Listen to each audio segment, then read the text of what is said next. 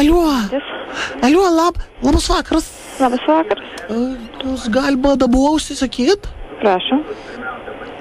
Aš turiu tokią vištą, kur tu traški ir puta su padažu salčiarūkščiu. Tėti. Ką sakai?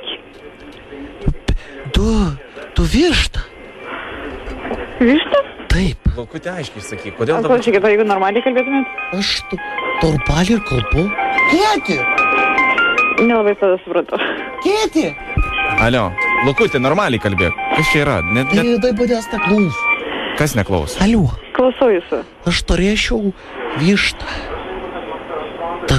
Čia juokaujat, kas čia darosi? Balsą, prašom. Čia mano balsas. Čia filmuoja kokią kamerą? Kas? Čia Lukas. Lukas? Taip. Taip, klausome jūsų. Aš turėčiau vištą. Taip, jūs norėtumėt vištą, supratau. Salčiarūkštę. Traški, kad būtų. Taip. Ir ryžių. Paprastų?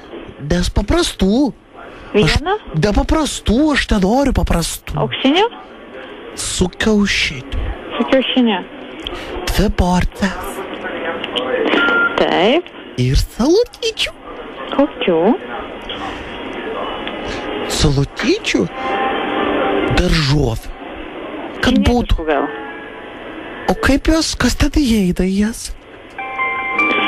Agurkai, morkos, krevetės, sezamo sėklos, jautiena. Šitas gerai. O koks tavo vardas? Irma. Irma? Taip. O mano tėtis neturi popos.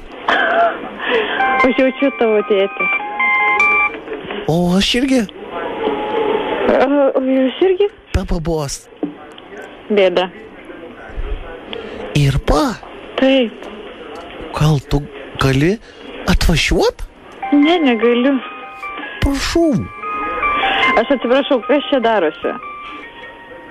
Rimtai jūs norit valgyti ar ne? Čia tau skambina, kad tu dabar kalbė Zip FM eterį. Jo, čia iš tikrųjų trukdo radijas, tai Zip FM, Saulė. Labutis. Tai gali pakelt ragelį, nes aš tikrai tikiu, kad Draugai tavo skambina. tavo hebra. Labas, Irma. Irma.